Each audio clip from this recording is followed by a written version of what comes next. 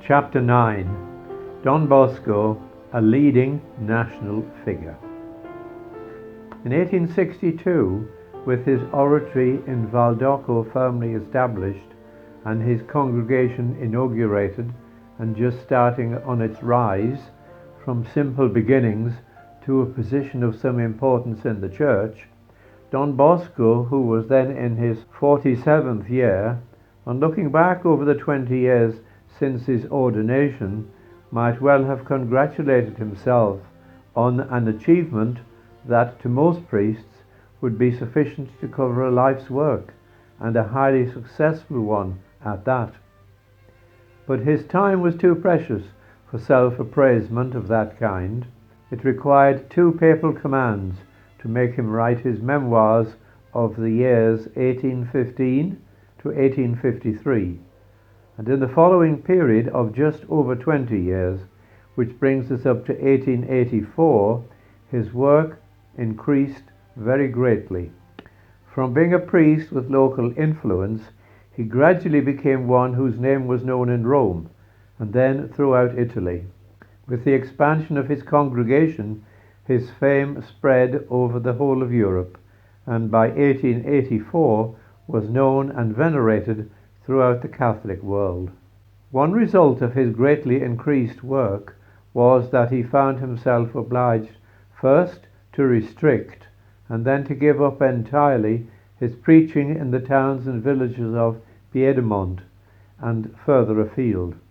It is some measure of his increased influence and reputation that he felt able to do so, for in many country parishes he made contact with boys who came to the oratory in Valdoco, several of whom became Salesians of note. In his own village of Castelnuovo, for example, he first met Dominic Savio, who came to the oratory at the age of 12 and died there 3 years later, leaving behind him a reputation of sanctity. He was canonized in 1954. It was at Castelnuovo also that he encountered the young Caliero, who became one of his trusted lieutenants, the first Salesian bishop and later a cardinal. From a visit to None, he brought back with him Paul Albera, who was to become his second successor at the head of the Salesian congregation. But by the time that his disciples took their first public vows, he was in a better position to obtain subjects, and as for pupils in his schools, whether for the humanities or trades, he was hard-putted to accommodate all who presented themselves. His activities during that period, that is, from his 47th to his 70th year, are so manifold that it is difficult to obtain a picture of his life as a whole, and it has to be borne in mind that events which, for the convenience of narration, are related separately, were occurring simultaneously with others which are here placed after them. Thus, at the same time that Don Bosco was negotiating for the approval of his Salesian congregation and its rules, he was also engaged upon the delicate business of the Italian bishoprics, and while he was raising money for his great church of Our Lady Help of Christians in Turin, he was beset by all sorts of other difficulties and trials, which alone would have provided most men with enough to think about. Yet in spite of it all, he calmly went on with his usual work. New foundations in Italy and elsewhere took place, as we shall see, with increasing frequency. Churches were built, the administration of a great school, a religious congregation, was carried out with regularity and efficiency. His work seemed to increase from day to day. Somehow he did it all, and always, every moment of his days, he should have been at his wits' end for money, for while he lived, that part of his existence never changed, and yet he never worried. Continually he had large bills to pay, and never a penny towards them, and continually they were paid. The account of his financial transactions from day to day reads like a perpetual miracle, and on the way in which he always managed to produce what was required, invariably at the last moment, was indeed nothing short of miraculous. Don Bosco's life as a priest was set in the unsettled period of the Italian Risorgimento, when the whole country was moving with some rapidity towards the unity that it achieved, to all intents and purposes, in 1861. Piedmont and its government, with Cavour as the prime mover, was the architect of Italian unity, so that Don Bosco in Turin found himself at the hub of national affairs. He endeavoured always to keep free from politics.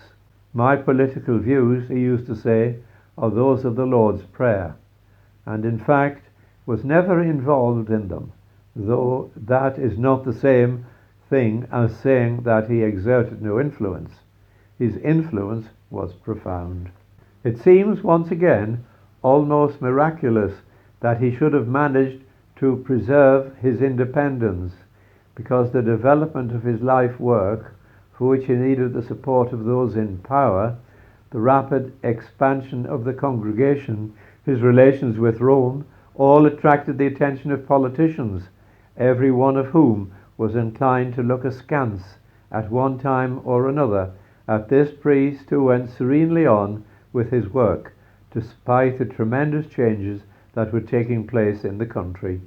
The years of Don Bosco's most fruitful activity lay between 1848 and 1870, that is, between Italy's first proclamation of independence and the entry of the Piedmontese troops into Rome through the Porta Pia.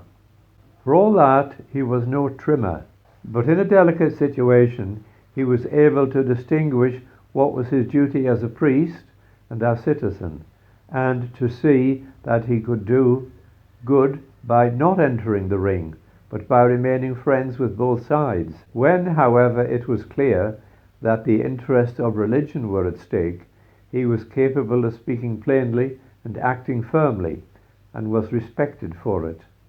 And throughout his life, it goes without saying, his loyalty to Rome was undoubted. Cavour, Crispi, Rattazzi, and the leaders of the new Italy were his friends and benefactors.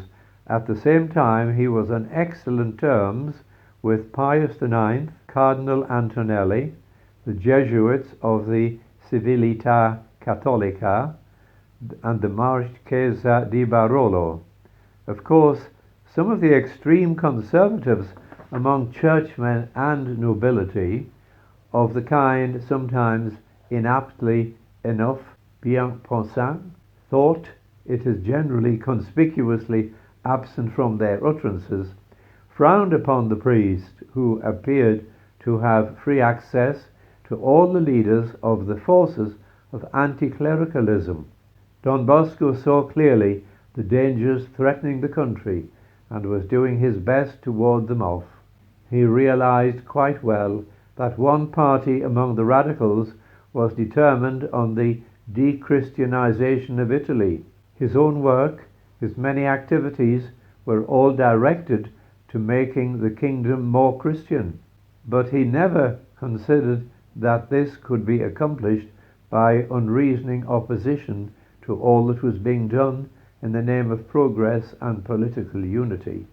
Don Bosco was first and foremost a priest. Whatever priestly work needed doing and came to his hand, he did, whether it was saving some poor waif off the streets of Turin, or conducting delicate negotiations with the Vatican and the government for the appointment of bishops to the vacant Italian sees. All greatly, in fact, had the influence of this peasant priest from Becchi grown to what he was called on to act as intermediary in this important matter. He consented to do so, as he told the president of the Council of Florence, solely as a priest. Priest at the altar, priest in the confessional, priest among my boys, and priest in the king's palace or his ministers' offices. I will do nothing but a priest. As Father Affray puts it very aptly, Don Bosco became a political force by keeping clear of politics. Indeed, he became more than a political force, he became a national figure. Before we consider some aspects of Don Bosco's impact on national affairs, it will be well perhaps to notice that even when he had acquired considerable influence, his path was by no means easy. In fact, his life was a long struggle against adversity of one sort or another, and always his experience had been that whatever he did thrived on difficulties and troubles of all kinds.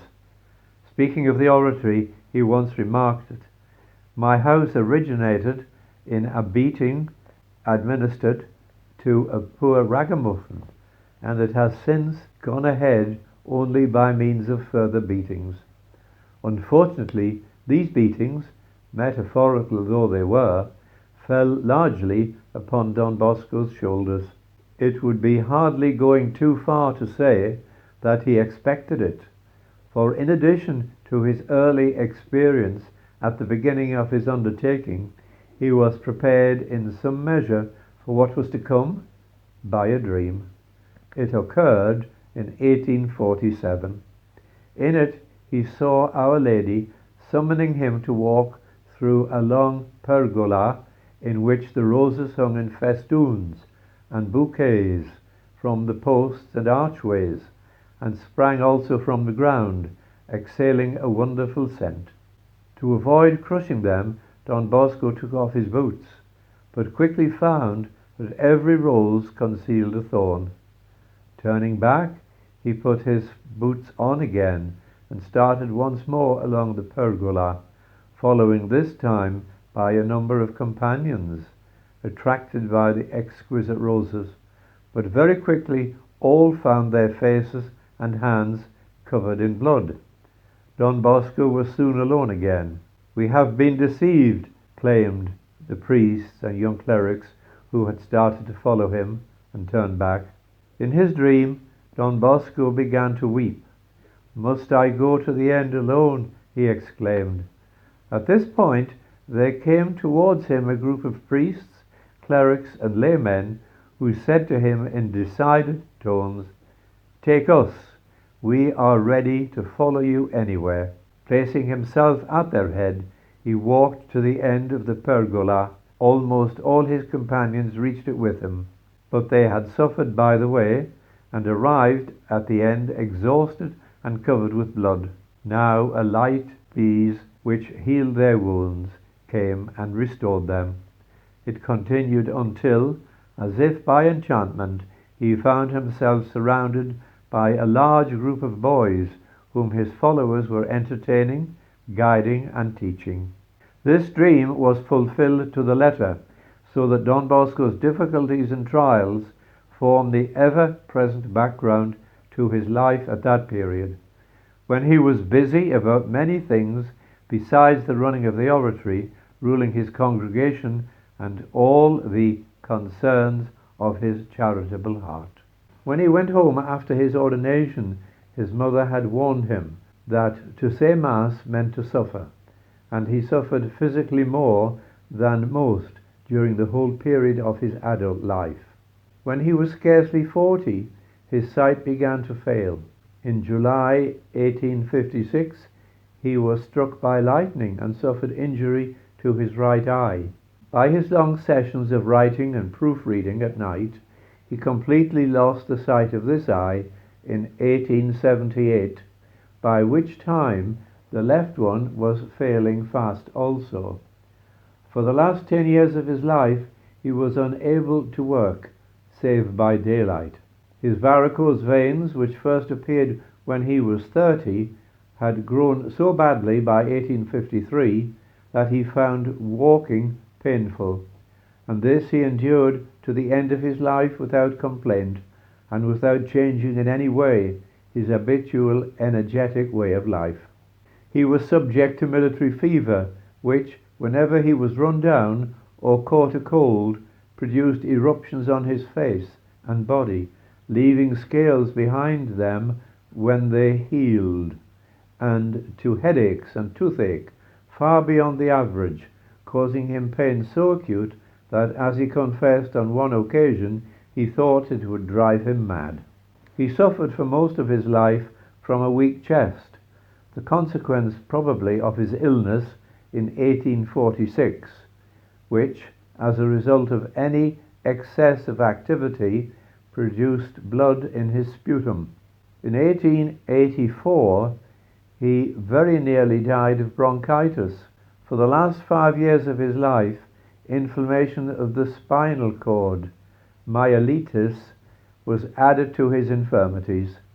It reduced him to a shadow of his former self and finally caused his death. In spite of all this, he would never take any rest. When people recommended it to him, he invariably replied there was no rest for him this side of heaven.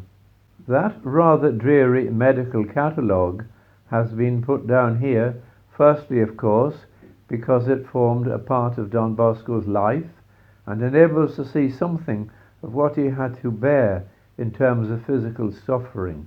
Principally, however, it should be considered for the part it played in the daily round of this man, who never slept for more than 5 hours a night and worked hard all during his waking hours, who was cheerful and welcoming to all who sought him, and had a kind word for everyone, even when the toothache was well nigh driving him mad. Physical suffering of some sort seemed to form the ever-present background of his vast activity. He paid little attention to it, thrusting it aside as a matter of little account.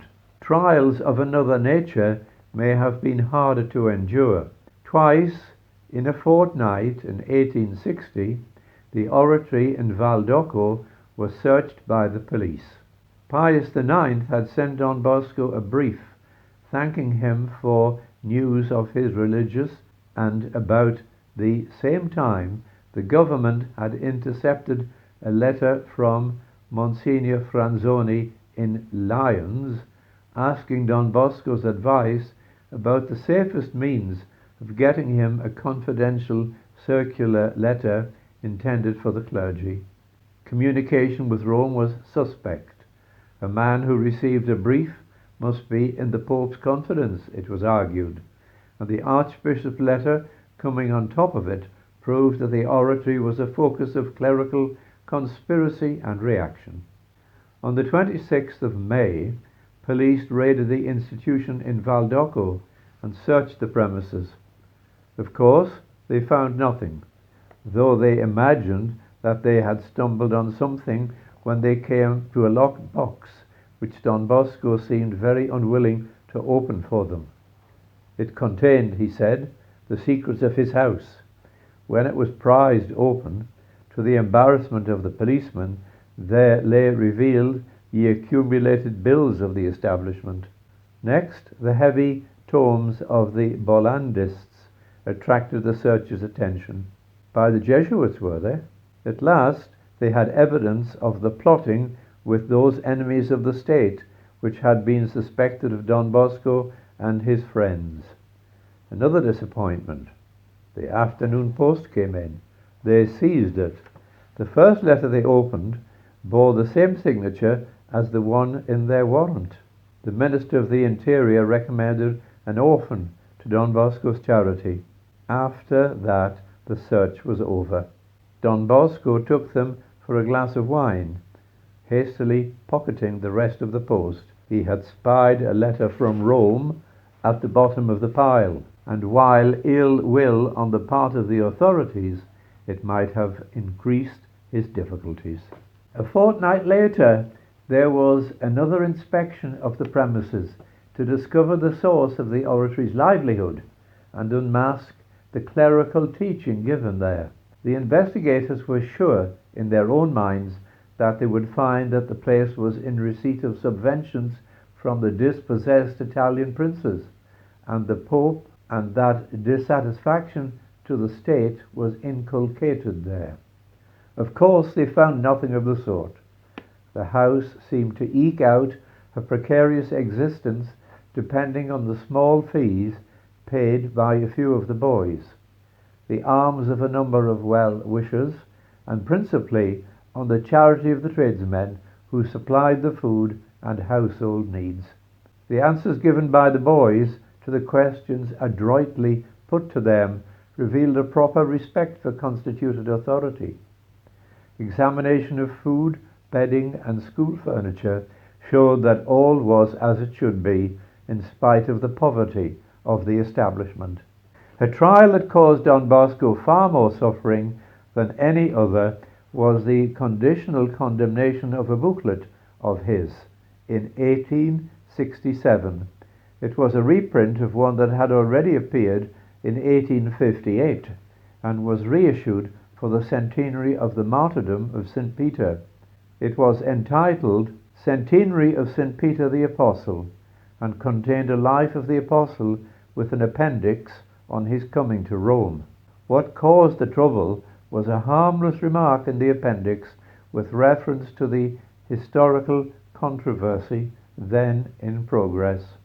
Don Bosco mentioned, in parentheses almost, that the fact of St. Peter's being in Rome should not be taught as a truth of faith, meaning, as he afterwards explained, that this historical point was not in the list of articles defended by the Church. Never did it come into the mind of the writer of the booklet, he wrote, to affirm that the coming of Peter to Rome was irrelevant to the faith. Yet that is how the congregation of the Index understood it, in spite of many passages in the body of the work which show beyond question Don Bosco's complete orthodoxy on the Petrine primacy and on the succession of popes to Peter. Pius IX saved Don Bosco from formal condemnation. Of his submission, he left no one in doubt. One friend who came forward to help the trial was Monsignor Gastaldi, Bishop of Saluzzo, who formerly had been on Don Bosco's staff at the oratory, teaching the clerics. He assisted in drawing up the memorial that Don Bosco sent to Rome, and a little later sent on enthusiastic letter to the congregation of bishops and regulars, urging the final approval of the Salesians. He was one of Don Bosco's trusted advisers for upwards of 30 years, and when the latter was concerned with the business of the Italian bishoprics, he had obtained Gastaldi's appointment to the see of Saluzzo, and finally to the archbishopric of Turin. But, as with Monsignor Riccardi di Netro, the new archbishop seemed to lose his friendship for his benefactor soon after his appointment. His policy at Turin was one of extreme centralization, and it was not long before Don Bosco suffered from the prelate's autocratic dealings. Gastaldi had been excused on the score that he was surrounded by bad advisers and that he suffered from a liver complaint, but it was a hard trial indeed that Don Bosco should be the chief victim of the archbishop's liver.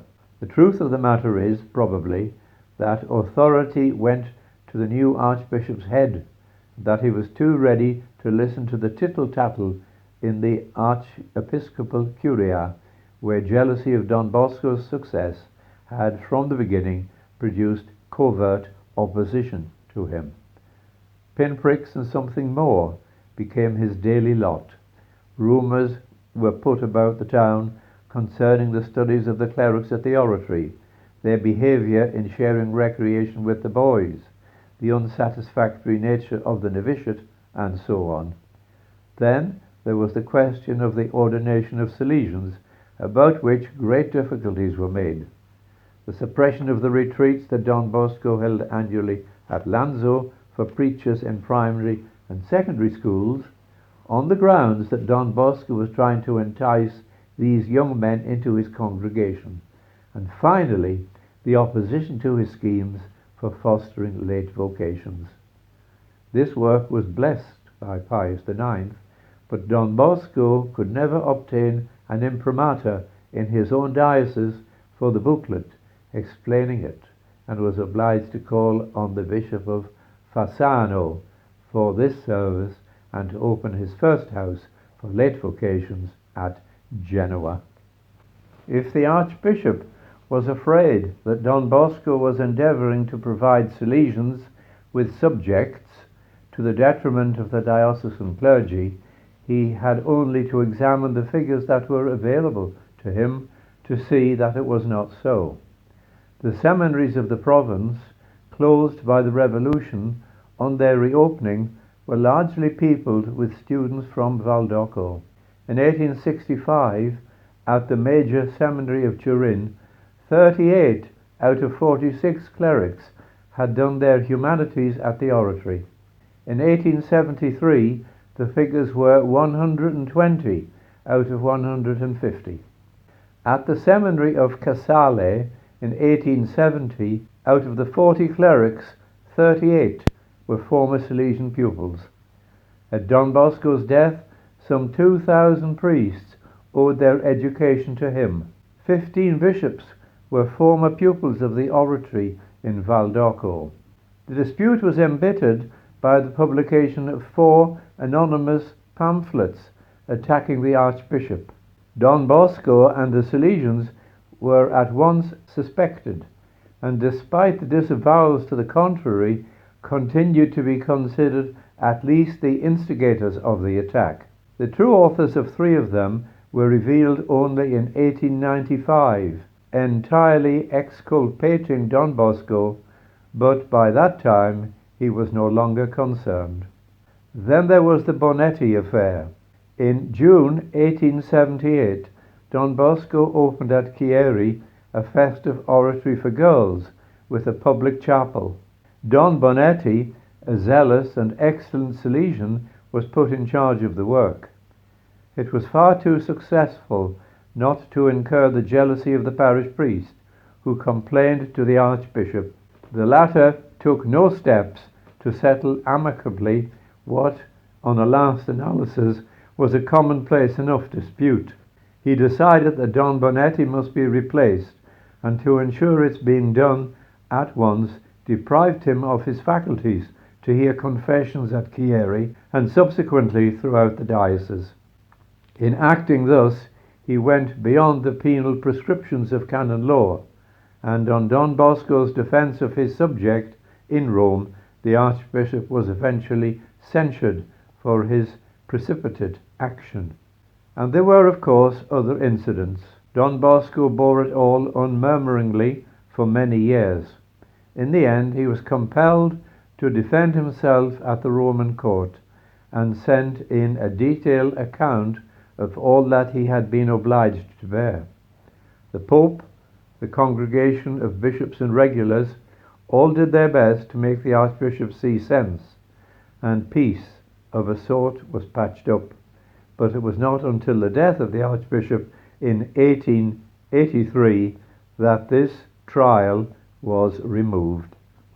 Giving evidence for Don Bosco's beatification, Cardinal Caliero testified regarding these years of differences with the Archbishop. The cross which the Lord laid upon his shoulders never drew a groan from his lips, nor an exclamation of impatience, nor any attempts at retaliation, and God knows the time he spent merely in self-defense. He bore the burden with courage, calmness, and humility, without losing his inner peace for a moment, without interrupting his apostolate for a minute. Such cheerfulness of mind and such enduring union with God amidst the hardest trials is indeed the mark of the saints. It is the lot of the saints, more than most perhaps, to endure trials of this nature. Sanctity seems to attract much misunderstandings, and Don Bosco certainly suffered his full share of them. For himself, he never complained that he had, as Pius XI put it, to encounter contradictions from the very persons from whom he had the right to expect help and succor. What he did feel strongly was the hindrance that such opposition offered to his work. It wasted his time, which would otherwise be given to the good of souls. It wasted his strength, which might be used to better purpose, and it prevented people from helping him when he needed their help urgently. Of his money trials, little need be said. He endured them all his life willingly, for his trust in Providence was very great. Money seemed to arrive always at the critical moment, but not all of it was forthcoming, thus providentially, and for many of his needs, Don Bosco was reduced to begging. He was indefatigable at it, and paid the heavy toll once again in time and energy that he could ill afford, but no other course was open to him. His pressing needs and the continual endeavour to meet them wore him out, and in spite of all his efforts and the millions of lire that passed through his hands, he died in debt, excusing himself to Don Rua on his deathbed for this unsatisfactory state of affairs. Don Bosco's needs, remarked Monsignor Bertagna, were always greater than the calms he received. As soon as he had a copper, he pledged himself for two, and so it was to the end of his days. Difficulties then and trials were the background to his life, the factors with which he had to contend in carrying out his work. They served to increase his sense of urgency, so much to be done, and so many obstacles always in the way. He was busy about the Italian bishoprics, and must write some dozens of letters of a highly confidential nature, but first he must send a word to the railway company to see if he could induce them to grant a reduction in fares for an outing for his boys. He wanted to get his work for late vocation started, but first he must see to the late baker's bill that Don Rua tells him is overdue and very high. He must put the finishing touches to an important document to be sent to the Pope, but first he must go to dine with the Marchese Fossati, who had promised him alms if he would grace his table. And so it went. In such circumstances, Don Bosco's positive achievements appear immense. Foundations were made in Italy, then in France. A missionary undertaking was inaugurated in South America. He built the great church of Our Lady Help of Christians and the church of St. John the Evangelist, both in Turin. He was entrusted by the Pope with the building of the Church of the Sacred Heart in Rome. To the Salesians he added a congregation of nuns. Some of these considerable works received more than passing mention in later chapters. They form part of his life work. In addition, there were the other tasks that he undertook in provinces that lay outside his usual sphere of work for the young, tasks that came to him because he was the only person who could bring them to a successful conclusion, and because his growing influence made him prominent and the obvious person to be asked. In 1865, Don Bosco was requested by the Pope to negotiate with the Italian government, then at Florence, on the question of the vacant Italian sees, of which there were then 108. Some bishops were in exile, others had been refused to take possession of their diocese, some had died, and it had been impossible to make a new appointment. Matters proceeded smoothly for some concessions on both sides. Thus, for the Piedmontese sees, the king was to present his candidates. The exiled bishops, with some few exceptions, were to be allowed to return. The Pope agreed to a reduction in the total number of dioceses by grouping together of some of the smaller ones. The government was willing to give way on the question of the equisatur, which it required for papal bulls, and on the bishop's oath of allegiance to Sardinian legislation, and it seemed as if agreement would shortly be reached. Unfortunately, news leaked out of what was afoot. Pressure was brought to bear on the government by the more extreme of its supporters, and all that occurred at this juncture was the return of the exiled bishops. Don Bosco had achieved only partial success. Next year, discussions between the government and the Vatican were again opened, this time on the advice of Napoleon III, who saw the overt anti-clericalism of the Italian regime as an obstacle, which it was, to the unity of the country. Negotiations between the two parties had come to a standstill when Don Bosco reached Rome in 1867. He advised the Pope to adopt a different policy. "We must start with the principle," he said, "that we must succeed at all costs. The good of souls and the interests of the diocese come first. So we must work out a solution which, with a few concessions on either side, and while safeguarding everyone's amour propre, will respect the principle at stake." He advised that each party should draw up a separate list of candidates. The two lists should be compared, and those in common to both submitted to the next consistory. Tonello, the government representative, agreed to abandon the demand for the presentation of papal bulls to the government, the Acquisitor question. Agreement was quickly reached with regard to the nomination of 34 sees, which were admitted to the consistories of 22nd of February and 27th of March 1867.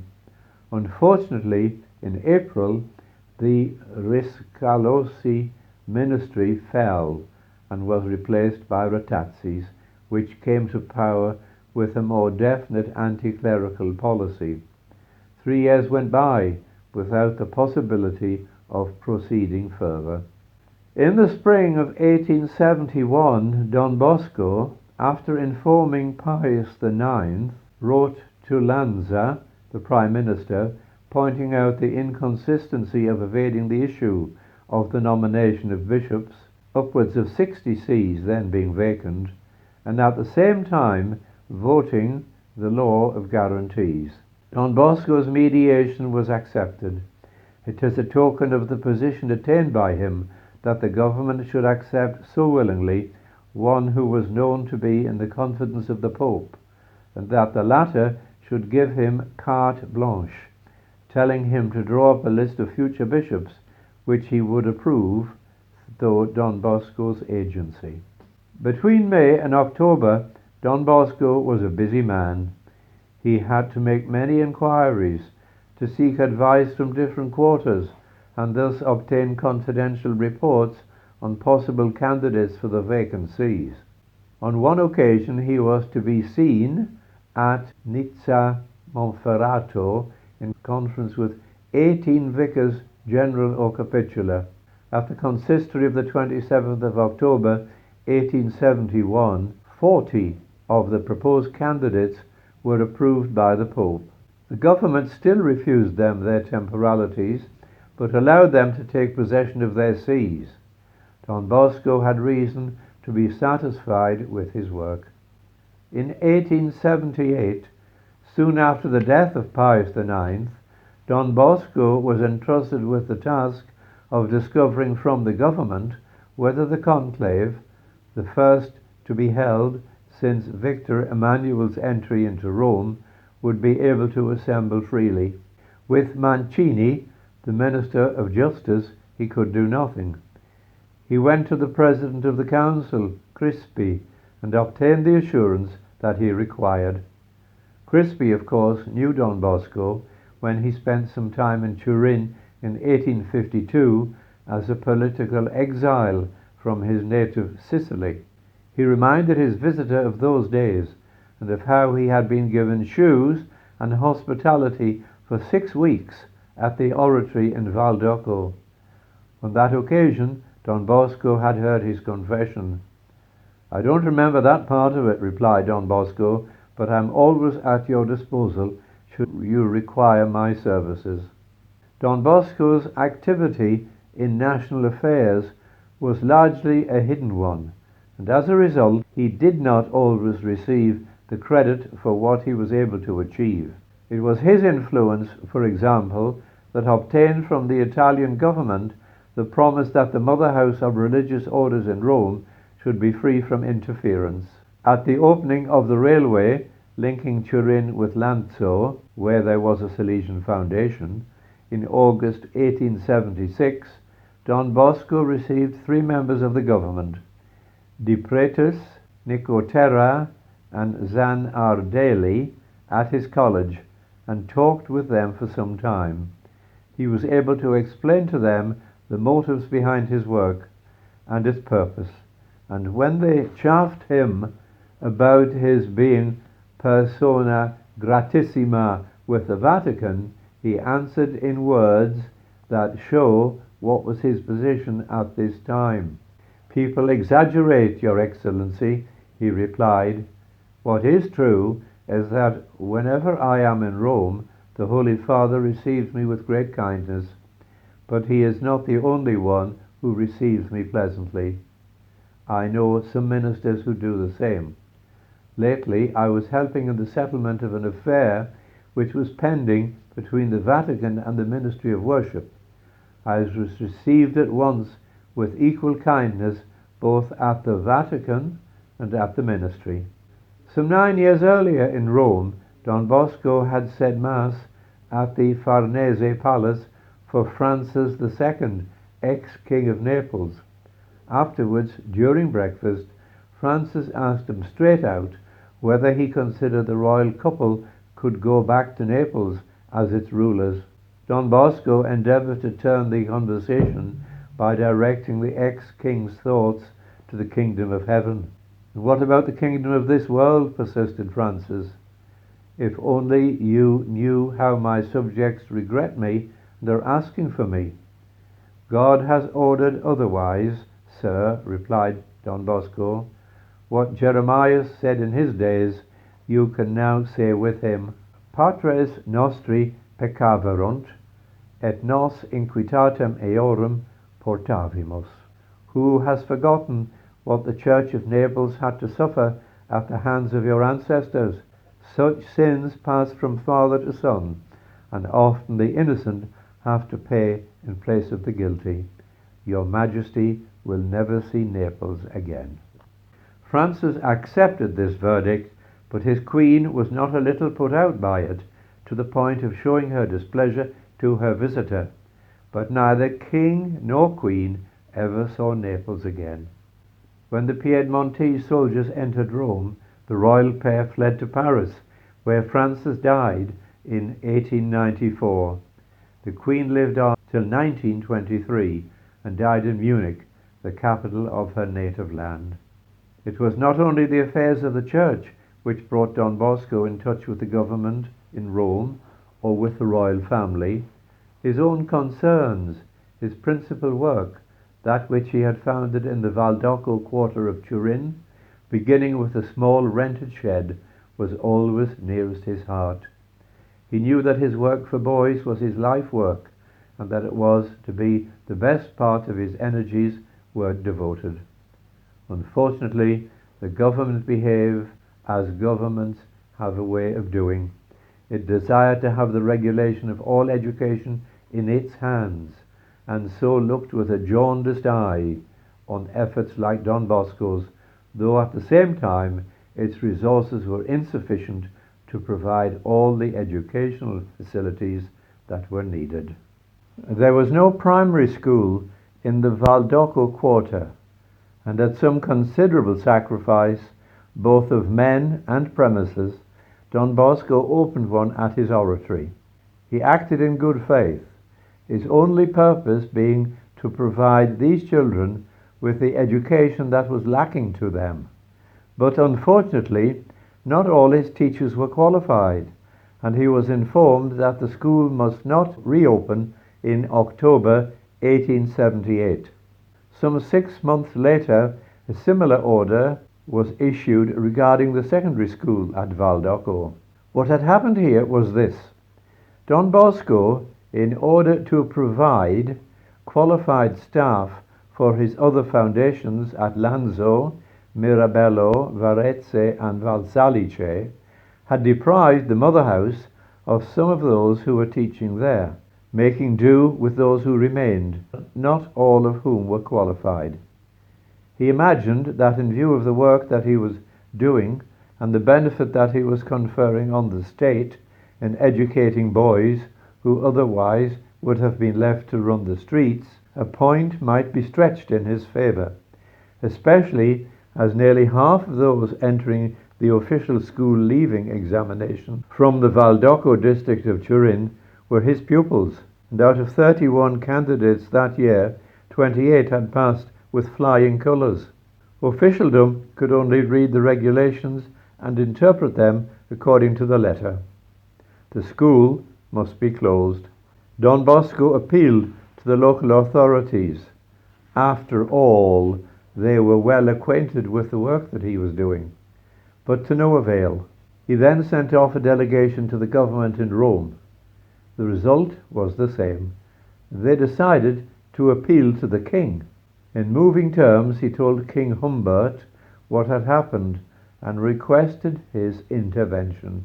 "Sire," he wrote, "the oratory of St. Francis de Sales, frequently assisted and, so to say, founded by your family and recently generously helped by your Majesty in person, an institute whose object it is to receive the children of the poor who are in danger of going astray, is now itself in peril of extinction. A ministerial decree issued on the 23rd of this month, June, ordains the closing of the classes which have been held there for the past 35 years, and in consequence I am in the position of having to turn out into the street 300 lads who, on finishing their studies beneath this roof, would soon have been ready to render useful service to their country. May your Majesty deign to come to our help and save those deserving but destitute youths from great misfortune." The king granted the request, and the decrees were temporarily suspended. 3 years later, the matter was again raised at the Ministry of Education, and the regulations once more invoked. Don Bosco had not been idle, however, and in the 3 years it had been sufficient for him to put his house in order. All his staff now held the necessary qualifications. The roses and thorns of his dream in 1847 had certainly been present in his life.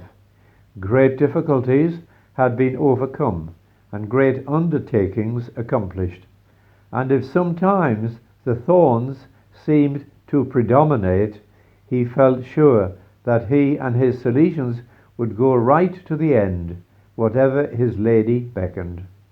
33 years later, in 1880, when the difficulties with Monsignor Gastaldi, which were hampering his work, had been going on for 8 years, Don Bosco dreamed again of thorns and roses.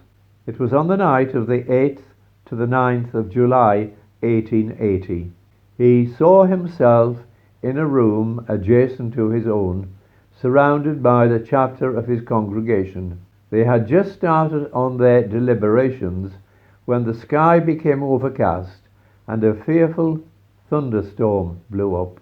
A cloud of thunder made the air tremble. Don Bonetti, who, owing to the Archbishop's treatment of him, was much in Don Bosco's mind just then, rushed to the window to see what had been struck. "Thorns are pouring down," he exclaimed. Then came a second clap of thunder. The weather brightened a little. "Now the thorns are giving way to flower beds," continued Bonetti. At a third thunderclap, it was flowers that rained down, and at the fourth and final one, it was full-blown roses. The sky was clear and shining, and strongly scented. Many coloured roses were coming down in profusion on the oratory. "None too soon," sighed Don Bosco. 2 dreams with 33 years of trials and tribulations between them, but showing an achievement too that was the consequence of having borne for long with all the thorns foretold with clarity in 1847.